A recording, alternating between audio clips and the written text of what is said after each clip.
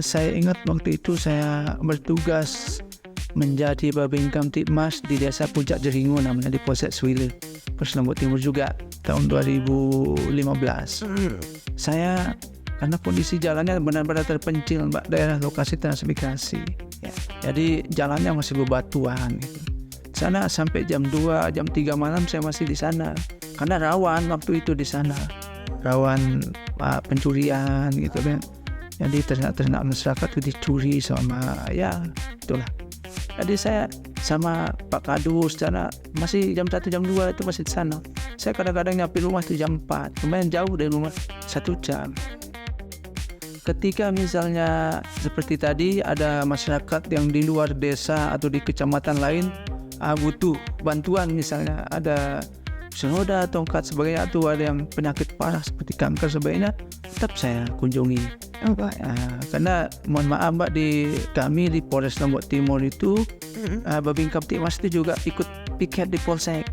Iya, jadi ketika saya piket di Polsek, saya izin ke Pak Kapolsek atau Pak Kanit KSPK, saya izin dulu ada warga yang ini yang harus saya cek, ada sakit stroke misalnya, atau yang kita mau bawa ke rumah sakit sebagainya. Alhamdulillah diizinkan. Waktu itu saya nangis ketika datang ke sana gitu, dan kondisi rumah yang dikatakan tidak layak huni, kemudian terbaring di tikar, di lantai gitu kan. Sementara saya cek kebutuhan makanan tidak ada. Jadi saya berpikir sana, bagaimana kalau ini keluarga saya? Hanya di sana saya waktu itu alhamdulillah saya langsung pergi ke pasar, Mbak. Saya belikan kebutuhan makannya, kemudian alas tidurnya gitu kan. Alhamdulillah kita sempat kalau tidak salah 3 kali kita bawa berobat waktu itu, alhamdulillah sembuh. Halo pemirsa, kembali lagi tentunya bersama dengan Ines di podcast Polri Presisi. Masih bersama dengan narasumber kita, ada Bribka Agus Salim dari NTB tentunya, dari tepatnya di Polres Lombok Timur. Nah, Bapak, kalau misalnya kita bercerita tentang bagaimana kesibukan Bapak dalam bekerja, saya pengen tahu, Pak, boleh diceritain nggak, Pak, awal mula menjadi seorang polisi seperti apa? Siap. Pada tahun 2023 saya tamat SMA. Nah, sebelum ujian SMA itu tahun 2023 diajak sama teman SMA, Gus, kita daftar polisi. Saya bilang bahwa saya tidak ada uang orang tua saya untuk daftar gitu. Tapi karena niat saya juga pribadi waktu itu, saya bangga melihat polisi waktu itu. Hanya ketika saya pulang dan ketemu orang tua, saya sampaikan, Pak, saya diajak teman untuk masuk polisi gitu kan. Akhirnya, oh ya ikut saja. Terus bagaimana biayanya? Pak, katanya banyak biaya untuk masuk polisi. Saya bilang kan. Hanya untuk sekedar biaya check up sebagainya nanti kita usahakan kan Bapak kan. Alhamdulillah, Mbak, waktu itu ada biaya dikasih sama Bapak, kemudian ajak paman untuk check up, ikut bimbel psiko, dan alhamdulillah lulus. Berarti masuk di tahun 2003 itu ya, Pak? Ya, siap. Masuk pendidikan 2004. Masuk pendidikan 2004, baik. Kemudian kalau misalnya boleh tahu, keluarga sendiri memang ada polisi atau seperti apa, Pak? Asli keluarga petani. Petani. Siap. Memang Bapak berapa bersaudara, Pak? 3 bersaudara. 3 bersaudara. Bapak nomor 2. Nomor 2, nomor tengah ya, Pak ya. Tapi ya tentunya semua orang punya ceritanya masing-masing ya. Berarti Bapak sekali nyoba langsung jadi ya, Pak ya? Alhamdulillah, karena saya berkali-kali, Pak. Tapi itulah namanya cerita ya. Dan itu membuktikan bahwa semua orang punya rezekinya masing-masing. Begitu ya, Pak ya. Nah, Bapak tentunya saat ini sudah berkeluarga. Bapak saat ini berprofesi sebagai seorang Babin Kamtibmas, tentunya membutuhkan waktu yang lebih lama berdinas ya. Apalagi mungkin bisa dikatakan bisa 24 jam ya, Pak ya, gitu. Harus mengerti kondisi bagaimana di desanya dan lain sebagainya. Bagaimana respon keluarga, Pak? Alhamdulillah keluarga sangat mendukung. Ketika saya pamit misalnya, jangankan siang itu, malam saya jam 1, jam 2 kalau ada kejadian misalnya ada yang urgent yang harus dibutuhkan polisi misalnya di polsek maupun di desa tempat berdinas, harus turun gitu kan, untuk terutama terciptanya situasi yang kondusif. Dan keluarga tidak pernah tetap mendukung. Baik, boleh ceritakan, tadi kan Bapak sempat menyinggung bahwa ada kejadian. Nah, kalau boleh tahu kejadian yang mungkin menurut Bapak paling berkesan untuk Bapak sampai pada akhirnya, wah ini nggak pernah bisa dilupakan. Apa Pak? Saya ingat waktu itu saya bertugas menjadi Babin Kamtibmas di desa Puncak Jeringo namanya, di Polsek Swile, Polres Lombok Timur juga tahun 2015. Saya karena kondisi jalannya benar-benar terpencil, Mbak, daerah lokasi transmigrasi. Ya. Jadi jalannya masih bebatuan gitu. Sana sampai jam 2, jam 3 malam saya masih di sana. Karena rawan waktu itu di sana. Rawan pencurian gitu kan. Jadi ternak-ternak masyarakat itu dicuri sama itulah. Jadi saya sama Pak Kadus sana masih jam 1, jam 2 itu masih di sana. Saya kadang-kadang nyampe rumah itu jam 4. Kemudian jauh dari rumah 1 jam. Iya. Jadi ronda gitu ya Pak ya, ternak-ternak warga ya. Bahkan ikut meronda juga saya di pos kamling sama masyarakat. Iya, nginap di desa.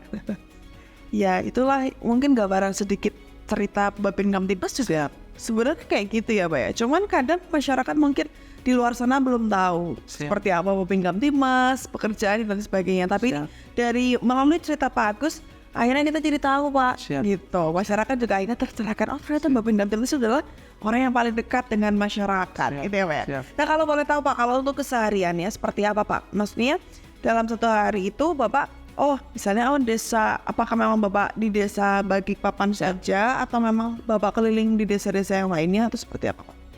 Untuk tugas secara pribadi di desa binaan di desa Balikpapan. Tetapi ketika misalnya seperti tadi ada masyarakat yang di luar desa atau di kecamatan lain butuh bantuan, misalnya ada senoda, tongkat sebagainya, atau ada yang penyakit parah seperti kanker sebagainya, tetap saya kunjungi.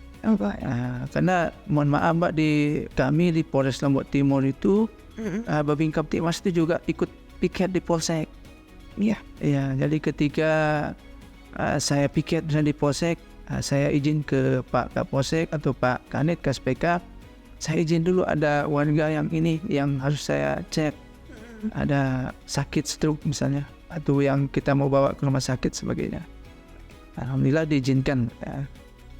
Baik Pak, saya tertarik dengan Bapak, kan berarti bisa dikatakan memang jiwa sosial itu kan sangat tinggi ya Pak ya. Dan apalagi saat ini Bapak membuka yayasan seperti yang tadi Bapak sampaikan. Mungkin boleh jelasin dulu Pak, yayasannya namanya apa Pak? Yayasan Al-Salim. Al-Salim. Oh baik, boleh tuh ya dicek-cek itu, beliau tuh udah pasti udah nggak bakalan kemana-mana gitu kan. Siapa tahu ada yang mau, silahkan gitu ya. Oke Pak, kita kembali lagi. Tadi sempat Bapak bisa dikatakan kan menceritakan bagaimana perjalanan Bapak selama menjadi Babin Kamtibmas. Nah, otomatis saya bisa menyimpulkan bahwa Bapak ini kan memiliki jiwa sosial yang tinggi ya Pak ya. Ada nggak sih Pak kisah yang ataupun cerita yang akhirnya membawa Bapak itu untuk tergerak hatinya sampai pada akhirnya Bapak, wah aku kayaknya harus punya bikin yayasan nih gitu, atau dan lain sebagainya. Apa sih Pak kisah yang melatar belakangnya sampai akhirnya Bapak itu tergerak seperti itu? Baiklah, bahwa sebenarnya awal mula saya tergerak tahun 2014 dulu ya, pas pertama menjadi seorang Babin Kamtibmas. Waktu itu saya tugas di desa Puncak Jeringo namanya Mbak, yang tadi itu. Di sana lokasi transmigrasi. Jadi kondisi masyarakatnya benar-benar ya dikatakan memprihatinkan gitu kan. Di lokasi transmigrasi tersebut rumah pun sebenarnya dikatakan tidak layak huni sebenarnya. Di sana masyarakat bertani, tanam jagung 1 kali setahun. Itu pun kalau hasilnya maksimal. Dari sana mereka hidup selama 1 tahun dari hasil tanam jagung tersebut. Di sana saya pertama yang saya temukan waktu itu, beberapa bulan pertama saya tugas sana, saya menemukan sepasang suami istri yang sudah benar-benar tua, jumpo, 100 tahun ke atas gitu, berdua tinggal di rumah itu. Saya dilaporkan sama Pak Kepala Dusun waktu itu, Pak Babin, ada warga kita ini, kebetulan waktu dia sakit Mbak, suami istri dia sakit, suaminya waktu itu gejala stroke gitu kan. Hanya saya ke sana cek, dan waktu itu saya nangis ketika datang ke sana gitu. dan kondisi rumah yang ya dikatakan tidak layak huni, kemudian terbaring di tikar, di lantai gitu kan. Sementara saya cek kebutuhan makanan tidak ada. Jadi saya berpikir sana, bagaimana kalau ini keluarga saya?